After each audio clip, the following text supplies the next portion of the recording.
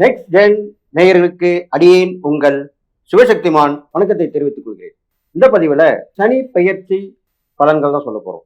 வருகின்ற இது வாக்கியப்படி திருநள்ளாறில் ஏற்பட போகும் சனி பெயர்ச்சி, அதை பற்றி தான் இப்போது விரிவாக சொல்ல இருக்கிறோம். இது வருகின்ற 6/3/2026 முதல் 21/3/2029 வரையுமே இருக்கிறது. வாக்கியத்திற்கும் திருக்கணிதத்துக்கும் கால நேரங்கள் தான் வித்தியாசமாக இருக்கும். பலன்கள் எல்லாமே ஒன்றாகத்தான் இருக்கும். அந்த வகையிலே இப்பொழுது இந்த சனி பகவானுடைய பயிற்சி பலன்களை பொதுவாக சொல்ல இருக்கிறோம். அதுக்கு முன்னாடி என்னுடைய குருநாதன் வாங்கிக்கிறேன். ஓம் குருப்யோ நம நற்பவே நற்பவே நற்பவே ஓம் காஞ்சிவாசாய வித்மகே சாந்தரூபாய தீமகே தன்னோ சந்திரசேகர பிரச்சோதயாத். என்னுடைய உபாசனை சொன்னாங்க மகா வாராகியோடு. ஓம் மகிஷத் பஜாய வித்மகே சண்டகஸ்தாயம் தன்னோ வாராகி பிரச்சோதயாத். இப்போ இந்த சனி பயிற்சி பலன்கள் சொல்லும்பொழுது இது அடிக்கடி வருவதல்ல. கிட்டத்தட்ட ஒரு 2.5 வருடங்கள், சில நேரங்களிலே அது 3 வருடங்களாக கூட ஆகிவிடும். கடந்த முறை அப்படித்தான் ஆகினது. இப்பொழுதும் அதற்கு நெருக்கமாகத்தான் 3 வருடங்களுக்கு நெருக்கமாகத்தான் வந்து அமைகிறது. இதுவரை சனி பகவான் கும்பராசியிலே தன்னுடைய சொந்த வீட்டிலே ஆட்சி புரிந்து தன்னுடைய முழு சக்தியை வெளிப்படுத்திக் கொண்டிருந்தார். இது நீங்க நன்றாக கவனிக்க வேண்டும். முழு சக்தியை வெளிப்படுத்திக் கொண்டிருந்தார். இப்பொழுது அவர் மீனராசிக்கு பயிற்சி ஆகிறார். மீனராசி என்பது தேவகுருவாக சொல்லப்படுகின்ற அந்த குரு பகவானுடைய ராசியாக அமைகிறது. அந்த ராசியிலே பயிற்சி ஆகும் பொழுது குரு பகவானுடைய பலனையும் சேர்த்து கொடுப்பார். அவர் எந்த வீட்டுக்கு செல்கிறாரோ அந்த வீட்டின் அதிபதியின் பலனையும் சேர்த்து கொடுப்பதுதான் வழக்கம். அந்த வகையிலே பார்க்கும் பொழுது சனி பகவான் காலசக்கர புருஷ அந்த 12 ராசிகளிலே பார்க்கும் பொழுது 12ஆம் ராசியாக இது அமைகிறது. அப்பொழுது 12ஆம் ராசியாகிய அந்த மீன ராசியிலேயே அவர் பயிற்சியாகும் பொழுது வெளியூர் வெளிநாட்டு வாய்ப்புகள், உள்ளூர் வெளியூர் வெளிநாட்டு தொடர்புகள் எல்லோருக்கும் மக்களுக்கு கிடைக்கும். மக்கள் மனமுகழ்ந்து வாழ்வார்கள். அவர் ரிஷபராசியை பார்ப்பதால், சுக்கிரனுடைய ராசியாக ரிஷபராசியை பார்ப்பதால் பெண்கள் குழந்தைகளுக்கு நல்ல வளர்ச்சி ஏற்படும். அவருடைய பிரச்சனைகள் தீரும். தங்கம் விலை ஏறி இறங்கும். வெள்ளி விலை ஓரளவுக்கு வந்து நிற்கும். இப்படியாக இருக்கப் போகிறது. அடுத்ததாக அவர் கன்னிராசியை பார்ப்பதால் புதனுடைய வீடாக இருப்பதால் நல்ல கல்வி வளங்கள், செல்வ வளங்கள், நீதி நேர்மை சத்தியம் தவறாத எல்லோரும் மக்கள் வாழப்போகிறார்கள். அதற்குண்டான பிரச்சனை நடக்கப் போகிறது. அதிலிருந்த மக்கள் எல்லோரும் வெளியே வந்து விடுவார்கள். நல்ல ஆட்சி அமையும். நல்ல மக்கள் எல்லா வளமும் நலம் பெற்று வாழப்போகிறார்கள். அடுத்ததாக தனுசு ராசியை பார்ப்பதால் அதுவும் குருவோட வீடுதான். அப்படி அந்த வகையில் பார்க்கும் பொழுது ஆன்மீகவாதிகள், மத போதகர்கள், ஜோதிடர்கள், ஆன்மீகத்தை தொழிலாக கொண்டவர்கள், இவர்கள் எல்லோருமே விழிப்புணர்வாக இருந்து மக்களுக்கும் விழிப்புணர்வு கொடுத்து நல்ல நிலைமை கொண்டு வரப் போகிறார்கள். ஆங்காங்கே நிறைய பேரிடர்கள் ஏற்படும். நிறைய வெயில், அதிகமான வெப்பம் ஏற்படும். மழை வெள்ளம் போல் காணும். புயல் அடிக்கடி வந்து பயமுறுத்தும். நிலநடுக்கங்கள், தீ விபத்துக்கள், போக்குவரத்து விபத்துகள் இதெல்லாமே நடக்கப் போகிறது என்று சொல்லி இப்பொழுது 12 ராசிகள் உண்டான சனி பகவானுடைய பயிற்சி பலன்களை பார்ப்போம். மிதுன ராசி நேயர்களே, உங்களுக்கு தான் இந்த சனி பகவான் பயிற்சி பலன் சொல்ல போறேன். உங்களுக்கு 10ஆம் இடத்துல சனி பகவான் வந்துட்டாரு. 10ல் சனி வந்தா பதவி பாழுன்னு சொல்லுவாங்க. 10ல் குரு வந்தாலும் பதவி பாழுவாங்க, சனி வந்தாலும் பதவி பாழுவாங்க. அதெல்லாம் நம்பாதீங்க. ஏன் தெரியுமா சொல்றேன்? அவர் இப்போ வந்திருக்கிறது குருவோட வீட்டில் இருக்காரு. குருவோட வீட்டை பார்க்குறாரு. அவருடைய பார்வை பலன் இருக்கு இல்லையா? அதை பற்றி நீங்கள் கவலைப்படாதீங்க. உங்களுக்கு 10ஆம் இடத்துக்கு வந்துட்டா கூட அவர் என்ன பண்ணுறாருன்னா, உங்களுடைய 4ஆம் இடத்தை பார்க்குறாரு, 7ஆம் இடத்தை பார்க்குறாரு. நல்லா கவனிச்சிங்க. அது இல்லாமல் உங்களுடைய 12ஆம் இடத்தையும் பார்க்குறாரு. அப்போது அதனுடைய பலன்களும் இப்போ தான் சொல்ல தான் போகிறேன். கவனமாக கேட்டுங்க.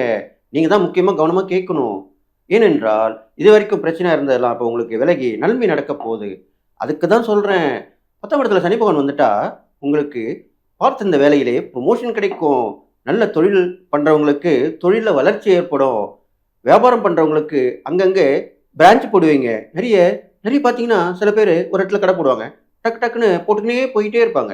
அது மாதிரிலாம் இப்போ நடக்க போகுது. அதை நீங்கள் கவனமாக இருந்து பார்த்துங்க. அதுக்கப்புறம் பார்த்தீங்கன்னாக்கா உங்களுக்கு போட்டி பந்தயங்களில் கண்டிப்பாக வெற்றி கிடைக்கும். என்னடா இது வரைக்கும் நம்ம அந்த காம்படிஷன் கலந்துக்கிறோம், இந்த போட்டிக்கு போகிறோம், இந்த ஸ்போர்ட்ஸில் கலந்துக்கிறோம், ஒன்றுமே வெற்றியே வரமாட்டுதே அப்படின்னு தானே நினச்சிருந்தீங்க. இப்பதான் வரப்போகுது அதுக்கு. அதுக்கு நேரங்காலம் வர வேண்டாமா?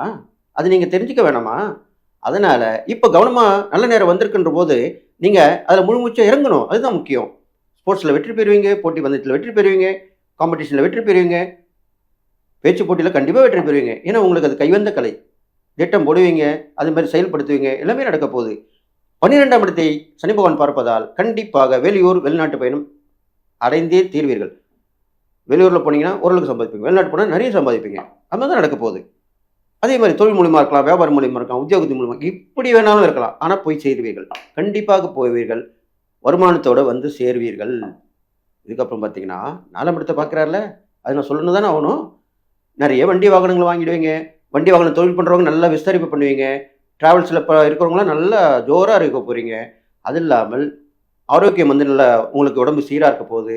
ஆ எல்லாத்துக்கும் முடியல, நான் வரல. இப்படி தானே சொல்லியிருந்தீங்க. அது எல்லாமே இப்ப சரி தூக்கி போட்டுருங்க. நான் வரேன். கண்டிப்பா நாங்க வருவேன். நாங்க உங்களுக்கு முன்னாடி நிப்போம் பாருங்க. இப்படி தான் சொல்லப் போறீங்க. இதெல்லாமே நடக்க தான் போகுது. நீங்க வேணா பாருங்களேன். அதுக்கப்புறம் பார்த்தீங்கன்னா, உங்களுக்கு இடம் வாங்கி போடுவீங்க. வீடு கட்டுறதுக்கு உண்டான முயற்சியில இறங்குவீங்க. வீடு கட்ட முடியலன்னு இடம் வாங்கி போட்டிருப்பீங்க. ஆனா வீடு கட்ட முடியலையே! அதுக்குள்ள இந்த தடை வந்துருச்சு, அந்த தடை வந்துருச்சு. ஆ அவங்களால இப்படி ஆயிடுச்சு, இவங்களால இப்படி ஆயிடுச்சு. இப்படி யோசனை பண்ணிக்கிட்டு தானே இருந்தீங்க. அதெல்லாம் தூக்கி போட்டு, கண்ணும் கருத்துமாக நல்லா அண்டர்லைன் பண்ணிங்க. கண்ணும் கருத்துமாக வீட்டை கட்டி முடிப்பீர்கள். அவ்வளோ பெரிய விஷயம். கண்டிப்பா செய்ய போறீங்க. அதுக்கப்புறம் பார்த்தீங்கன்னாக்கா, 7ஆம் இடத்த பார்க்குறார்ல, அப்போ கணவன் மனைவிக்குள்ள நல்லா கேளுங்க. நல்ல அண்டர்ஸ்டாண்டிங், கருத் கருத்து வேறுபாடு இருந்தவங்களாமே நல்லா ஒத்துமை ஆயிடுவீங்க. இன்னொன்னு சொல்லணும். 7ஆம் இடத்த சனி பகவான் பார்க்கறனால, நீங்கள் கணவனா இருந்தா மனைவியோ, மனைவியா இருந்தா கணவனையோ சந்தேகப்படுற மாரி இருந்தீங்கன்னா, கண்டிப்பாக தண்டனை குடுத்துருவார் சனி பகவான். இல்ல வேற தப்பான உறவுக்கு போனீங்கனாலும், கண்டிப்பாக தண்டனை குடுத்துருவார். நல்லா கேட்டுங்க. சனி பகவான் அத செஞ்சே தீருவார்.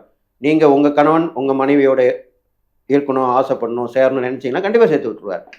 இது மட்டும் இல்ல. அந்த பார்ட்னர் என் கூட இருந்த வரைக்கும் நல்லா சம்பாதிச்சுட்டு இருந்தேன். ஏதோ என் போராத நேரம். நான் ஒண்ணு சொல்ல, அவரு ஒண்ணு சொல்ல சண்டையாயி போயிட்டாரு. இப்ப நான் என்ன பண்றதுன்னே தெரியல. புதுசா பார்ட்னர சேர்க்க முடியலையே! அப்படின்னு தானே கவலைப்பட்டிருந்தீங்க. இப்ப பாருங்க, அந்த பார்ட்னரு அவரே வந்து சேருவாரு. உங்களுக்கு நல்ல வருமானத்த பண்ணி குடுப்பாரு. நீங்க சந்தோஷமா இருக்க போறீங்க. இதெல்லாமே நல்லா கண்டிப்பா நடக்கும். ஏன் நடக்காது? அதனால இந்த மாரி விஷயங்கள்லாம் மிதுன ராசிக்கு நடக்கப் போகுது. உங்க ராசிபதி புதன் தானே! அதனால நெறைய பேருக்கு துணிமணி வாங்கி குடுங்க. தான தர்மம் பண்ணுங்க. அனாதை ஆசிரமம் போங்க. குழந்தைகளுக்கு அப்பாவும், அம்மாவும் விட்ட பெற்றோர்கள் விட்டுட்டு போனவங்க குழந்தைங்க. ஆதரவற்ற குழந்தைகள். அவங்களுக்கு உதவி பண்ணுங்க. வீட்ல பழைய துணிலாம் இருக்கும்ல, நல்லா மூட்டை கட்டுங்க இப்போ. கொண்டு போய் கண்டிப்பா அனாதை ஆசிரமம் போட்டுறணும். மறு பேச்சே கூடாது. இத பண்ணீங்கன்னா, உங்களுக்கு கண்டிப்பாக நல்லது நடக்கும். இது மட்டும் இல்ல. நீங்க பெருமாள் வழிபாடு வைக்கலாம். பெருமாள் வழிபாடிலே யார் வழிபாடு? ஆஞ்சநேயர் யாரை கும்பிட்டார்? ராமபிரானை கும்பிட்டார் அல்லவா? அந்த ராமபிரானை ராமன், லக்ஷ்மணன், சீதை, ஆஞ்சநேயர் இதை சேர்ந்த கோவில் இருந்தா, அங்க போய் வணங்கிட்டு வாங்க. ஏன்னா, சனி பகவானுக்கு பிரீத்தி அதானே! ஆஞ்சநேயர் வழிபட்டாலும் சரியாயிடும். விநாயகரை வழிபட்டாலும் சரியாயிடும். நீங்க உங்க பங்குக்கு சனிக்கிழமையில போயிட்டு வாங்க. இதெல்லாம் வேணாம். எனக்கு நான் வீட்டிலேயே இருந்து என்ன பண்ணணும் அப்படின்னு கேட்டீங்கன்னா, அதுக்கும் வழி இருக்கு. சனிக்கிழமையில கருப்பு திராட்சை இருக்கு பாருங்க. காய்ந்த கருப்பு திராட்சை. அதை நீங்க சனி பகவான் வச்சுட்டு வாங்க. 8 எண்ணிக்கையில வைங்க. திருப்தியா சாப்பிட்டு போவாரு. அது தனியா வைக்கலனா கூட சாப்பாடுல கலந்து வைங்க. இல்லன்னா அது மேல அப்படி போடுங்க. இது நல்லது நடக்கும். சனிக்கிழமையில பண்ணுங்க. மாற்றுத்திறனாளிகளுக்கு உதவுங்க. கை, கால் ஊனமா இருக்காங்க இல்லையா? அவங்களும் உதவி பண்ணுங்க. அவங்களுக்கு உதவி பண்றது சாப்பாடு தண்ணி மட்டும் குடுத்துறாதீங்க. துணிமணி வாங்கி குடுங்க. இல்லன்னா தச்ச ட்ரெஸ் கூட வாங்கி குடுங்க. ஒண்ணும் தப்பு கிடையாது. ஒரு தடவ வாங்கி தர போறீங்க. அதனால எவ்வளோ பெரிய பலன் உங்களுக்கு கிடைக்க போகுது பார்த்தீங்களா? அதனால கண்டிப்பா நன்மை தான் நடக்கும். மிதுன ராசிக்காரங்க இதனால நான் சொன்னதெல்லாம் கவனமா கேட்டுக்கிட்டீங்கல்ல? கண்டிப்பா செய்ய தானே போறீங்க. சூப்பரா ஆயிடுவீங்க. கவலையே படாதீங்க. அதனால சனி பகவான் உங்களுக்கு இந்த மிதுன ராசிக்கு வந்திருக்கிறது எல்லா வகையிலுமே ஏற்றத்த குடுக்க போறார். நீங்கள் ஒரு முன் உதாரணமாக கண்டிப்பாக திகழப் போறீங்கன்னு சொல்லி எல்லா நலமும் பெற்று நீங்க வாழப் போறீங்கன்னு வாழ்த்தி விடைபெறுகிறேன். நன்றி, வணக்கம்.